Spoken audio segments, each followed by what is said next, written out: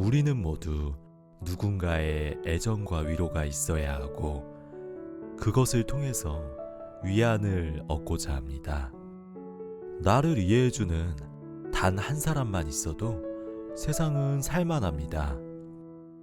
누군가 나를 진심으로 이해해줄 때 내가 꽤 괜찮은 사람이고 충분히 사랑받고 행복할 자격이 있다는 느낌을 받게 됩니다.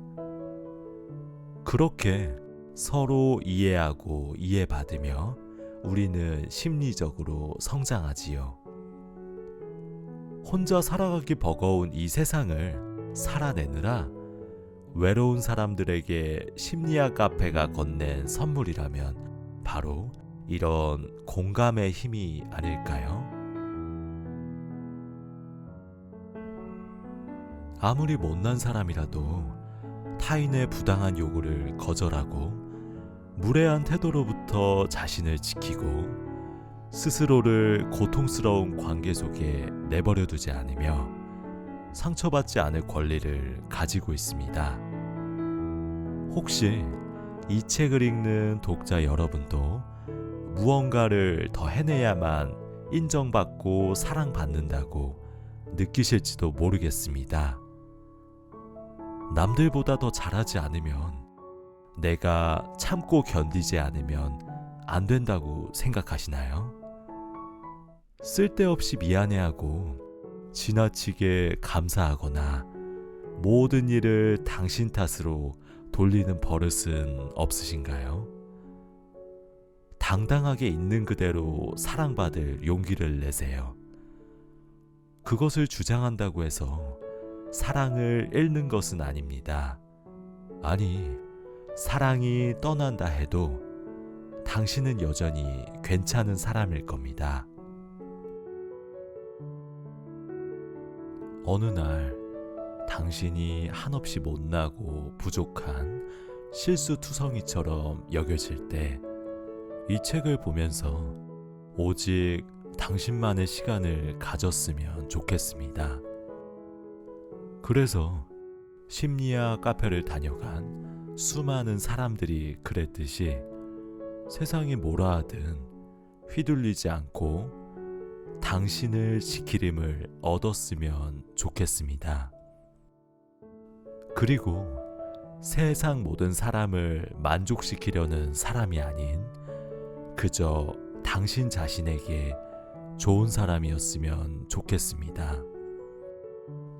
당신의 가치를 결정하는 것은 그 누구도 아닌 바로 당신입니다. 안녕하세요. 책 읽는 홍시입니다. 오늘 읽어드릴 책은 세상에 휘둘리며 상처받은 자신에게 건네는 힐링 반창고에 대한 내용입니다. 흔들리는 삶의 중심을 되찾는 29가지 마음 수업, 파리의 심리학 카페, 모두르한 지음, 김미정 옮김, 클랩북스 출판사입니다. 이 책은 세상이 뭐라 하든 휘둘리지 않고 자기 자신을 지키림을 기르고 싶은 분들에게 권해드립니다. 그러면 책 속의 주요 내용을 선택해서 말씀드리겠습니다.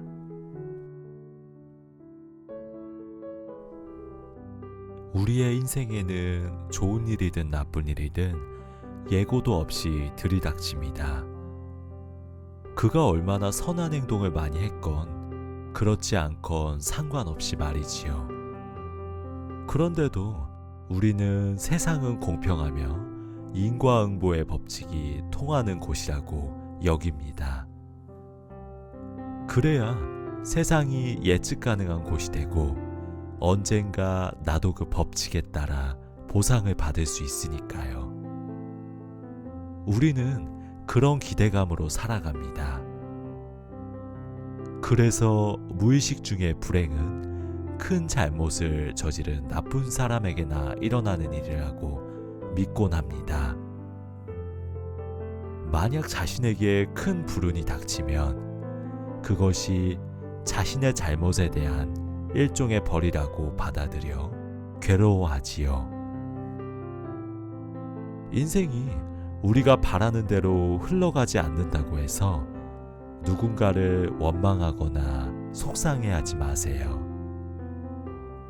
다른 사람에게 화를 낼 필요도 없습니다.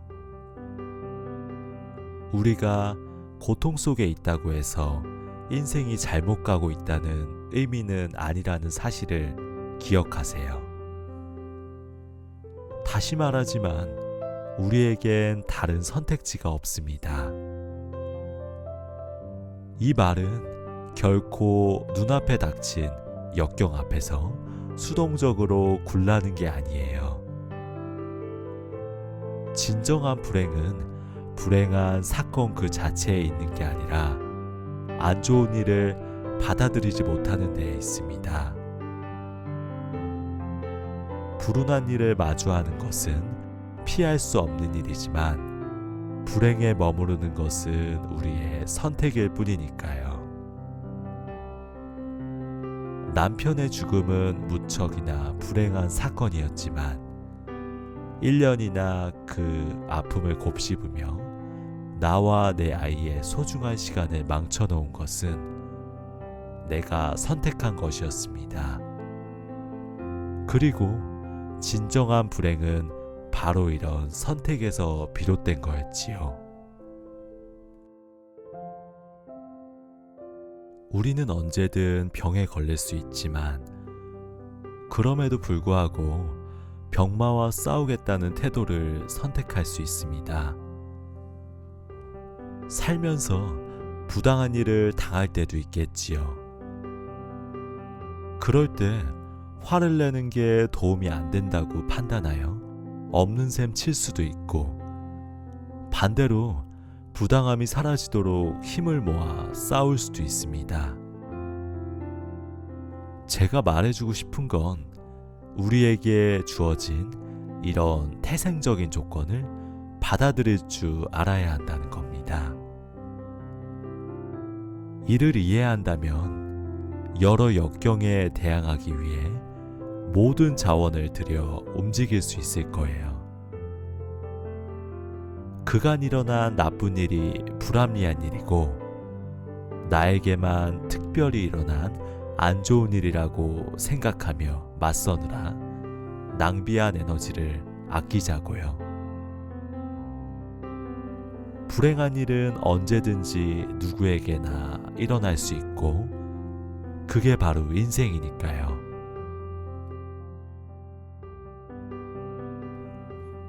과도한 책임감이 당신을 병들게 한다. 살면서 뜻대로 할 수 있는 일이 얼마나 될까요? 생각만큼 많진 않을 거예요. 심지어 인생의 중요한 사건은 우리 의지와 상관없이 일어나는 경우가 비일비재합니다. 태어나는 일부터 그렇습니다. 어떤 부모에게서 태어날지, 어떤 나라에서 태어날지 우리는 선택할 수 없지만 그에 따라 당신의 인생은 완전히 달라집니다. 또한 삶에 커다란 상처를 입히는 전쟁이나 자연재해도 우리 뜻과는 별반 상관없이 일어나고요. 시험, 취직, 연애, 결혼 등 일상에서 일어나는 수많은 일도 마찬가지입니다. 개인의 능력과 노력만으로 이루어낼 수 없고 적절한 상황과 운이 따라줘야 하는 경우가 많지요. 이처럼 인생이란 노력과 의지라는 씨줄과 세상의 흐름이라는 날줄이 만나 직조되는 겁니다.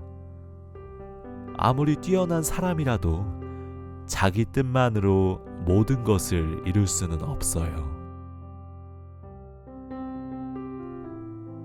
그러니까 더는 모든 일이 뜻대로 이루어지지 않는다고 자책하거나 실망하지 마세요. 책임감이 지나치면 죄책감을 낳습니다. 과거의 행동을 후회하고 제대로 행동하지 못한 자신을 미워하게 되는 거지요. 그들은 끊임없이 자신을 자책하며 자기 자신을 어리석고 열등하고 가치없이 실패한 사람으로 여기기도 합니다. 이렇게 되면 결국 자신의 인생은 망가져 버리게 됩니다. 우리는 오로지 자기 자신에 대해서만 영향력을 발휘할 수 있고, 심지어 자신을 통제하는 일조차도 종종 쉽지 않습니다. 그러니까 모든 문제를 자신의 탓으로 생각하는 일을 멈추도록 해요. 당신의 인생에 벌어지는 모든 일에 책임감을 느낄 필요는 없어요. 적어도 관련된 사람들과 책임을 나누려는 노력이라도 해보자고요. 세상도 가족도 회사도 친구도 나 없이도 잘 돌아갑니다. 아닌 것 같으면 한번 그런 상황을 만들어 보세요. 제 말이 맞다는 것을 알게 될 거예요.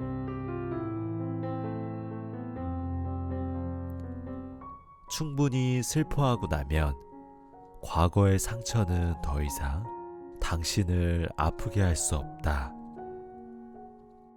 과거의 아픈 상처를 떠나보내지 못하고 되풀이하며 괴로워하는 사람들이 많습니다. 그들은 끝내 변하지 못하는 자신을 한심하게 여기고 미워하기도 합니다.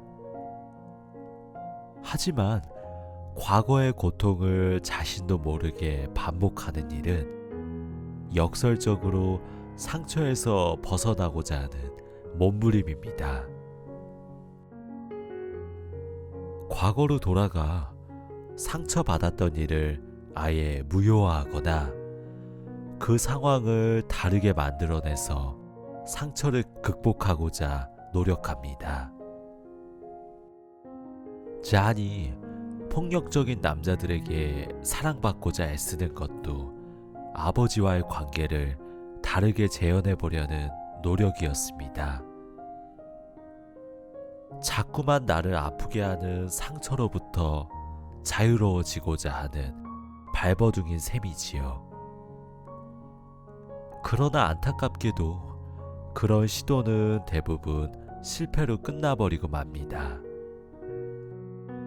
왜냐하면 이미 지나가버린 과거를 복원하려는 불가능하고도 헛된 시도만을 반복하기 때문이지요. 상처를 치유한다는 것은 과거로 돌아가 모든 일을 제자리로 돌려놓는 게 아닙니다. 적절한 거리를 두고 아픈 기억을 떠나보내는 것이지요. 그렇게 고통스러웠던 과거가 더는 현재의 삶에 침입하여 주의 냉세를 하지 못하도록 막는 겁니다.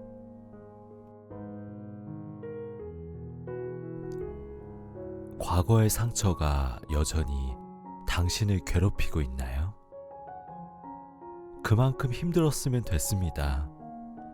지금까지 힘들었던 것으로 충분합니다. 이제는 상처를 제대로 떠나보낼 때입니다. 당신이 부족하거나 못나서가 아니라 누구라도 그 상황에서는 그럴 수밖에 없었을 겁니다. 그러니 상처를 떠안고 웅크린 채 힘들어하는 자기 자신을 위해 펑펑 울어주세요. 아픈 과거의 나를 위해 말이지요. 그 시절 누리지 못한 행복에 대해서도 충분히 슬퍼해 봅니다. 그리고 떠나보내세요. 억울해하지도 말고 아쉬워하지도 마세요.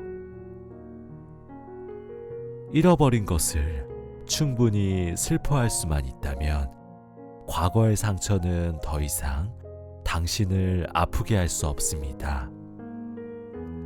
그럴 수 있다면 당신은 과거에 얽매이지 않고 현재라는 선물을 온전히 누리게 될 겁니다.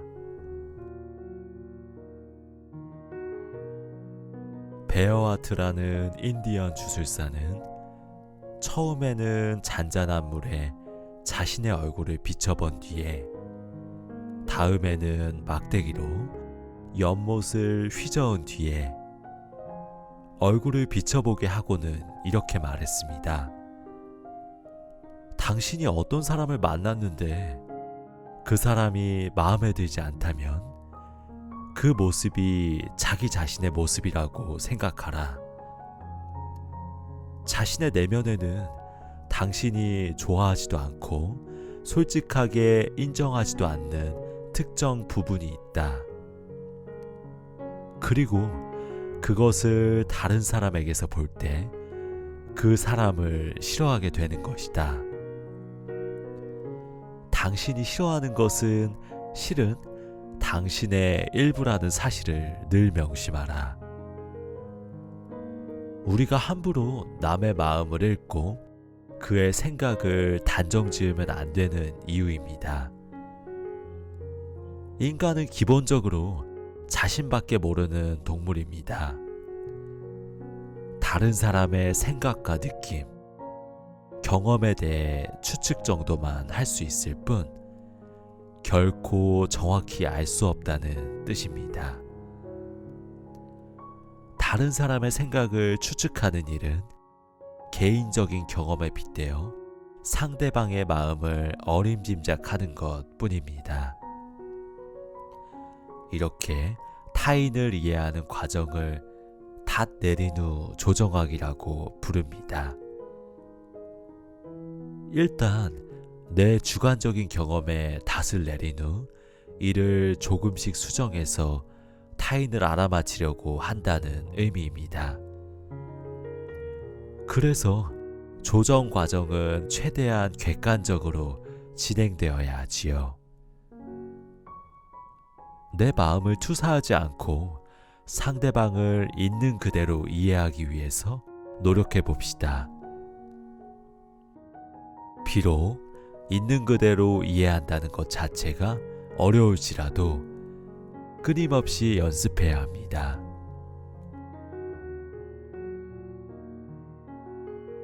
우리가 타인에 대해 직감적으로 느낀 것들의 이면에는 대개 나의 불안감과 두려움, 시기심 등이 담겨 있습니다.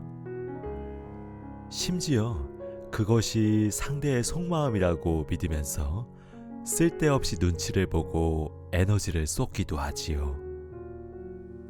게다가 지나치게 눈치를 보는 행동은 상대를 긴장시키고 분위기만 어색하게 만들 뿐입니다. 그러니 자꾸 남의 마음을 읽으려고 하지 마세요. 상대방에게는 상대방의 생각이 있다는 사실을 잊지 마세요. 함부로 그 자리를 침범하면 안 됩니다.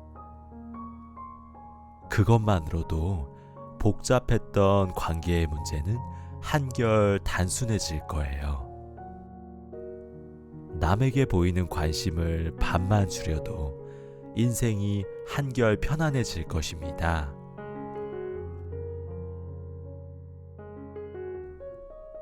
하고 싶은 일을 하라. 그리고 그런 나를 응원해 주라. 누구나 살면서 한 번쯤 이런 생각을 해봤을 겁니다. 아니, 내가 왜 이렇게 살아야 하지? 이게 그렇게 중요한 걸까? 살다가 이런 질문이 떠오를 때면 이를 그냥 넘기지 말고 가만히 생각해 봅시다. 진짜 내가 원하는 삶인지 아니면 사람들이 기대하는 삶을 살고 있는 건 아닌지 말이지요. 어쩌면 다른 사람들의 인정과 칭찬을 얻기 위해 나 자신의 삶을 너무 많이 희생해 왔다는 것을 깨달을 수도 있을 거예요.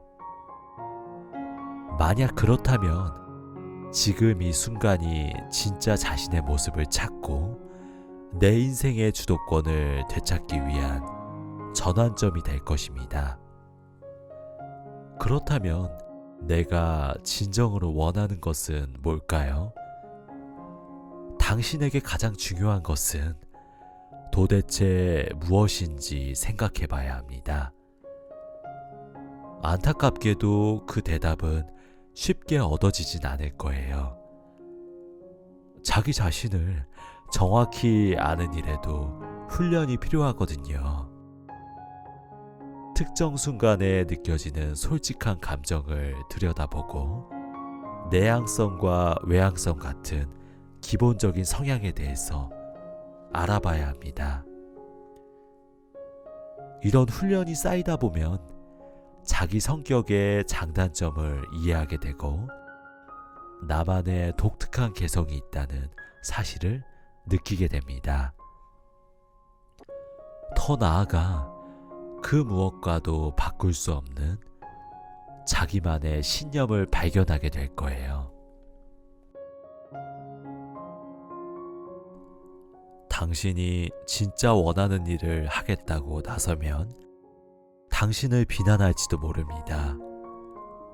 또 인정과 칭찬을 잃는 것은 마치 내 존재 가치를 잃는 것처럼 큰 위협으로 다가오기도 합니다.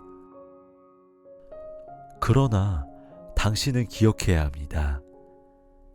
누군가가 원하는 일을 했을 때에만 주어지는 칭찬은 진정한 칭찬이 아니라는 사실을요. 앞서 말했듯 그건 통제 수단에 불과합니다.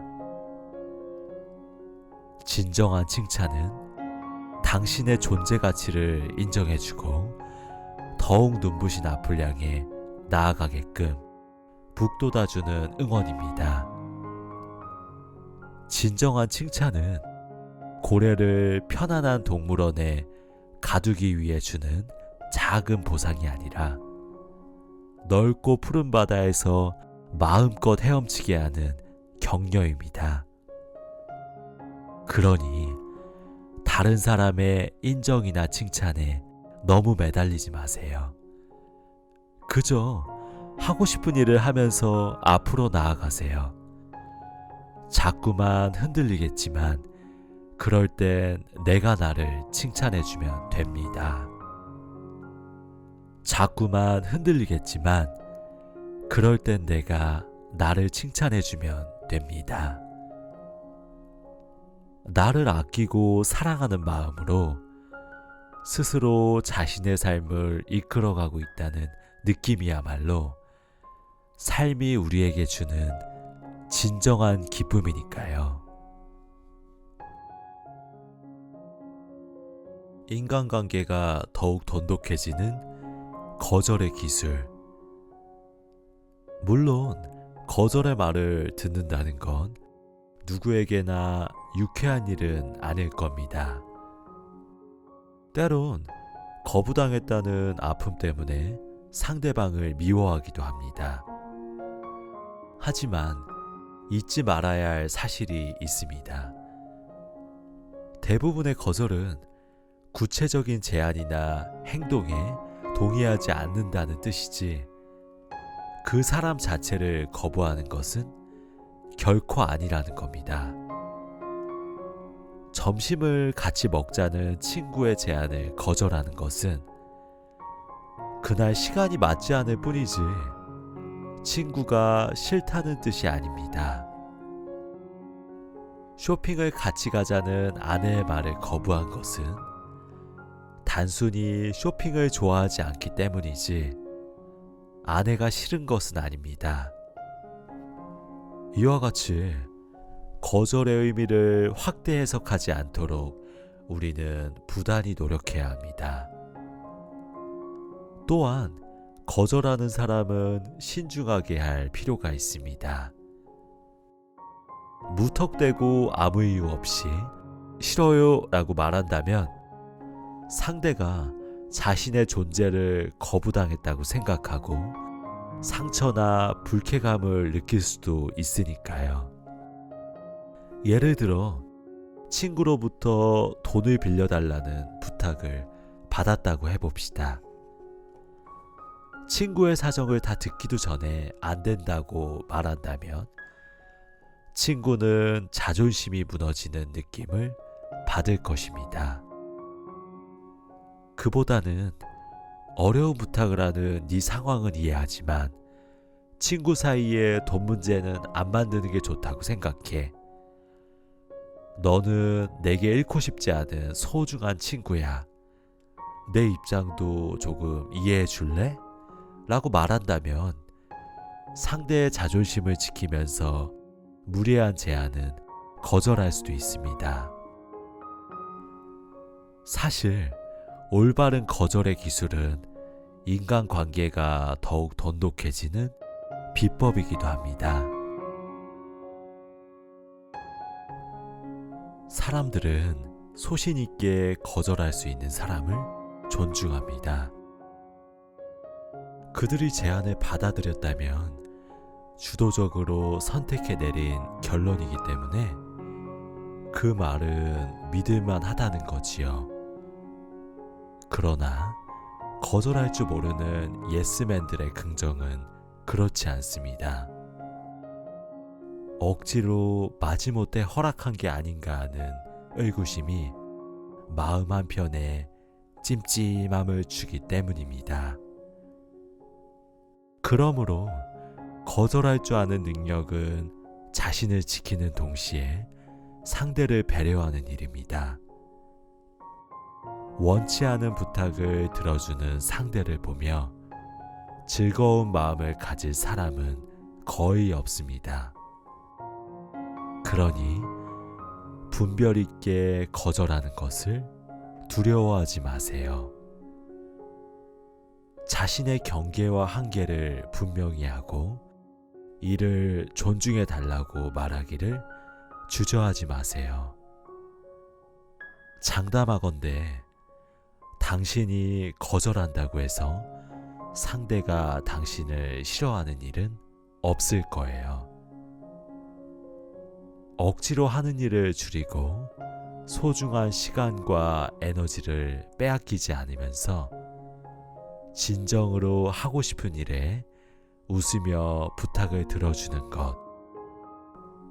그처럼 진심으로 서로에게 힘이 되어주고 서로를 고마워하는 것이야말로 우리가 바라는 인간관계가 아닐까요?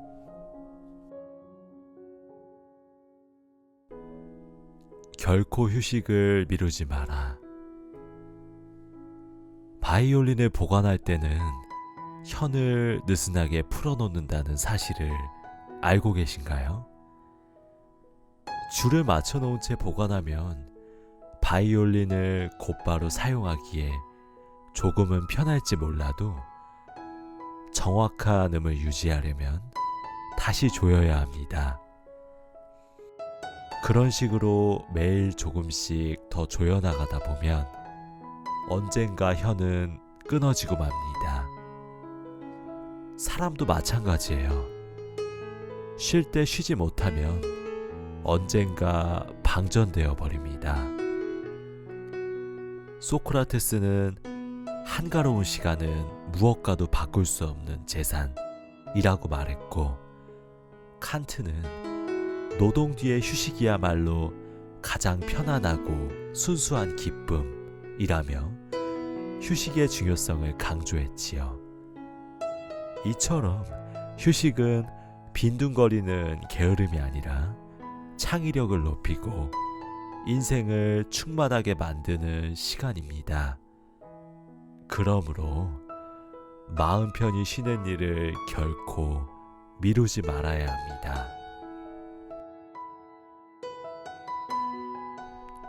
또한 일을 즐겁게 하고 싶다면 일의 의미를 넓혀서 생각하는 게 좋습니다.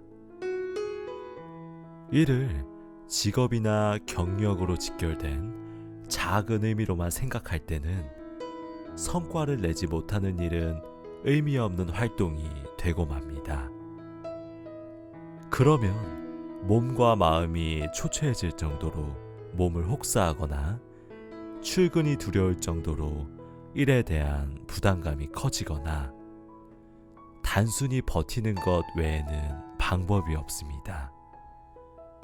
그러나 이를 스스로의 성장을 위한 모든 것이라고 이해한다면 부담감이나 실패에 대한 두려움을 내려놓고 도전을 즐길 수 있으며 휴식조차 일의 중요한 일부가 됩니다. 독일의 어느 정신과 의사는 하던 일을 멈추거나 미룰 수 있는 사람이야말로 건강하게 일하는 사람이라고 했습니다. 인생은 단거리 달리기가 아니라 하나의 마라톤입니다. 폭발적인 힘을 내는 것도 좋지만 그러다가 지쳐버리면 안 되는 거지요. 재미있게 달리기를 하고 꾸준하게 노력하고 여러 가지 균형을 이루며 달린다면 장거리 달리기도 어떻게든 걸어갈 수 있습니다. 그러니 쉬어줄 때는 충분한 휴식을 주고 다시 일어나 우리 함께 힘내서 달려보도록 합시다.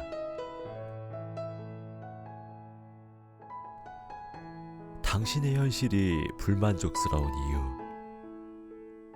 인생은 화면 너머 SNS 세상이나 광고와는 다릅니다. 미디어에서 보여주는 많은 것들은 우리를 끊임없이 비교하게 하고 불만과 좌절을 안겨줍니다. 언뜻 본 완벽한 삶에 올라서기 위해 우리는 현재의 기쁨과 행복을 누리지 못한 채 아등바등 사는 것을 선택합니다. 물론 이런 성공을 향한 꿈이 모조리 쓸모없다는 말은 아닙니다. 우리는 누구나 한 조각 꿈을 품고 있지요. 종종 그 꿈이 도달할 수 없을 것만 같은 곳으로 나를 이끄는 원동력이 되기도 합니다.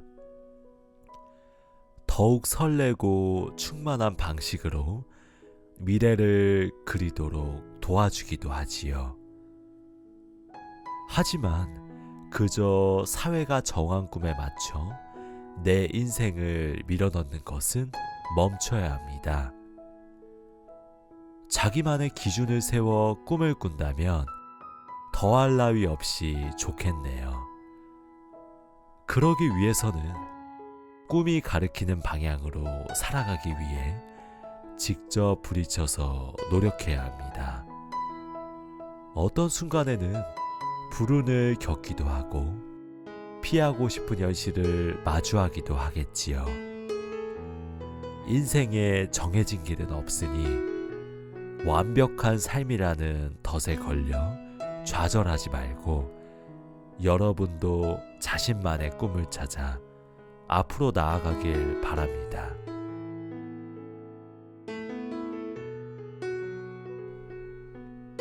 타인의 시선에 얽매이지 말고 자유롭게. 우리가 타인의 시선에 얽매이는 이유는 모든 사람들이 나를 주시하고 있다는 말도 안 되는 착각이 자리 잡고 있기 때문입니다. 이와 관련한 재미있는 실험 얘기를 해볼까요?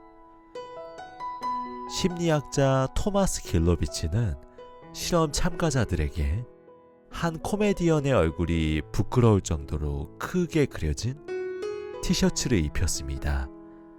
그리고 평범한 옷을 입은 5명의 학생들과 잠시 동안 의자에 함께 앉아 있도록 했지요. 우스꽝스러운 옷을 입은 참가자들은 얼굴이 빨개지고 식은땀이 날 정도로 부끄러워했어요. 실험이 끝난 뒤 참가자에게 당신의 촌스러운 옷차림을 눈치챈 사람이 몇 명이나 될까요? 라고 물었습니다.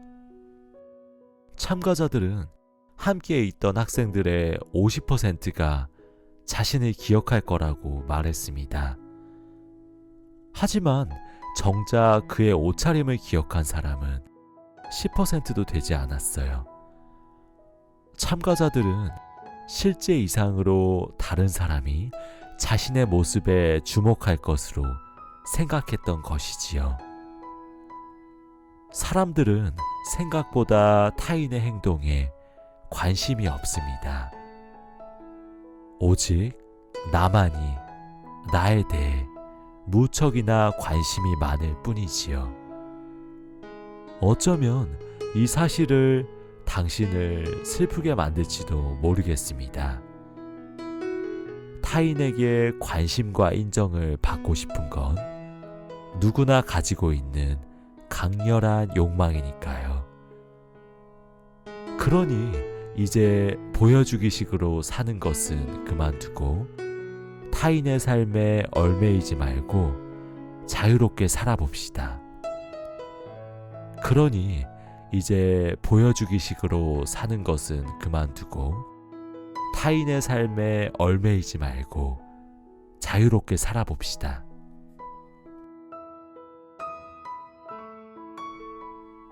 세상이 뭐라 하든 휘둘리지 않고 당신을 지키림을 얻었으면 좋겠습니다. 세상 모든 사람을 만족시키는 사람이 아닌 그저 당신 자신에게 좋은 사람이 되었으면 좋겠습니다.